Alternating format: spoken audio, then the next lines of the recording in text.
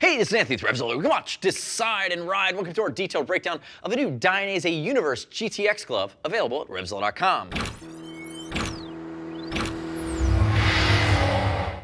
This is the Universe. That is quite the grand name for this new glove from Dainese for the fall of 17. Now, if we look at it, you're looking at premium, sport touring, multi-season touring, commuting, coming in north of the $200 mark, getting close to the $230 mark, actually. And if we look at it, it's a mixture of goatskin, a mixture of suede, but ultimately it's Gore plus grip. So it's Gore-Tex, waterproof, breathable, guaranteed for life in a full gauntlet configuration with no insulation. So ultimately, you're not trading off any tactile response or feel. You're not trading off any breathability, but really when I think about this glove, I think about fall weather, spring weather riding. No insulation, so it's gonna get a little cool when you get into the winter, and there's no venting. So into the summer, even though it is a full gauntlet and it's gonna be a mixture of lighter weight materials and some of the palm, you're not gonna get any venting. So it's gonna get hot in the summer. So ultimately, when we look at this glove, really thinking more temperate season riding. For those of you in California, it's probably a 4-season glove. If you have heated grips, it's probably a 3-season cold weather glove. But again, this is the Universe GTX. It steals a lot of DNA from that carbon extra fit closer to the $300 range, which is all leather and hardcore sport. The other nice thing about it is it's carrying the CE rating. So if we look at it, I do have a few gripes. My first gripe is, for all in, when I think about the other Gore-Tex gloves in the Dainese line, you can get into Gore-Tex for around the $150 mark. I wish this glove was about $20 to $30 cheaper, coming in around the $200 mark. The other thing I'm gonna just lead with that I don't really love and we're gonna talk a little bit more about is the fact that you have leather in the palm, it's goatskin reinforcement, but you have a little bit too much Clarino for a north of $200 glove in my taste. I would like to see more leather in your impact areas, contiguous leather in the outseam protection area. Again, it's just going to be a little bit of Amica suede with synthetic suede in places that I don't want to see it for such a big investment. Now, let's dive into fit really quickly. If we look at the glove, the fit is phenomenal. I love the fit. It's super comfortable. There's no insulation here. The Gore-Tex grip with a light pre-curve really comes into play.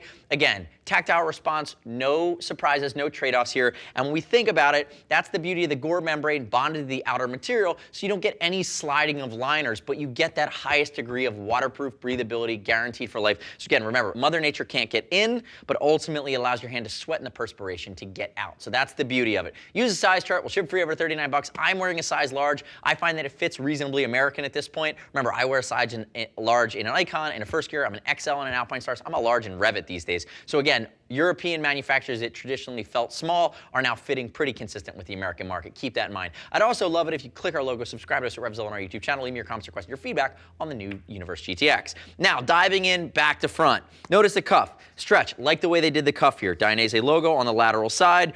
Moving down, you do have a pop of reflective across the back of the hand. We argued internally, we said, is that enough? I think it's enough. They might have added it in another additional place, maybe laterally, to give you a better chance of getting seen at night. The way the hard shell knuckle is done, it's incorporated underneath goatskin. I actually really dig that. I think it feels quite nice. It's ergonomic. It's hard where you need it to be without being overly wide, without it getting in the way. The other part about it is notice the elasticated panels mid-digitally, also in the back of the hand, allows the glove to move with you without constantly tugging on the cuff.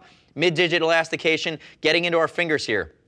Temper foam. On your middle two knuckles, you see the outseam protection on the right side, and then again, notice the capped fingers on your middle two. I would have loved to have seen capped fingers all the way across the board. Again, that just gives you an additional layer of durability. As we rotate into our thumb, back to front once more, double cuff construction. Now, we have our cuff down here along where you would interface with your jacket. Notice you can cinch the crap out of this. Yes, that's a technical term. Cinching the crap out of it allows it to go underneath your jacket if you want, but there's plenty of room to go over the jacket if you like as well. That's actually really well executed. Notice here's the double cuff. This is when we say double cuff, we typically mean wrist adjuster, covered by a wrist adjuster strap or wrist adjuster flap, again, keeping everything out of harm's way.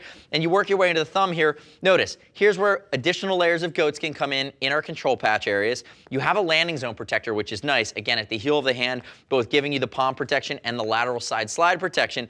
But again, when you start to work your way up here, give me a contiguous piece of leather, Dainese. Again, you've done a good job capturing the pinky, but give it to me all the way down. The other thing is, down along this area, this is a highly accident-prone area. You do have an area of temper foam that's actually raised for shock absorption and giving you a little bit of scaphoid protection, again, creating that little divot there, protects those small bones in the hands, but I would have loved to have seen leather go all the way across. The other thing that I probably should have called out earlier in the video is the touch fingers. Touch finger, touch thumb. So again, multi-touch devices, Android, iPhone, you have the ability to pinch zoom, and that's nicely worked in. And again, we get into these fingers here, notice They are Amica suede all the way around, that light pre-curve. And then again, you do have it on the inside of the index finger on the right hand, so you can wipe some snot away if you're out in the cold riding. On the left side, you're going to have a visor wiper. Again, I know on my left glove, you'd absolutely see that. So all in, remember, Dainese, if you're listening out of Italy, if you've got your headset on, you're tired of hearing me talk, I'm just gonna say it one more time. Beef up the leather in the palm, give you a little more leather in the pinky, and ultimately see if you can get that cost down, because coming into that new north of $200 range, closer to that $230 mark, you get pricey. And ultimately at that level, it's hard to justify some of the trade-offs, although I do understand manufacturing costs typically have been going up over time as raw materials go up. And again, this is something we've seen from all manufacturers going across the board north of the $200 mark in this technical set. Now, the next step in your journey is click the info button, your desktop, your mobile device. Visit the product detail page at RevZilla.com. Read other rider reviews. You shouldn't just take my word for it. And as always, if you want to talk to a gear geek, see us at RevZilla.com or 877-792-9455. And keep in mind, we're going to ship for free as well. Thanks for watching our detailed breakdown. Remember, subscribe to us at RevZilla on our YouTube channel. Stay up to date with our latest and greatest in the motorcycle world and our opinion of it. I'm Anthony. We'll see you next time.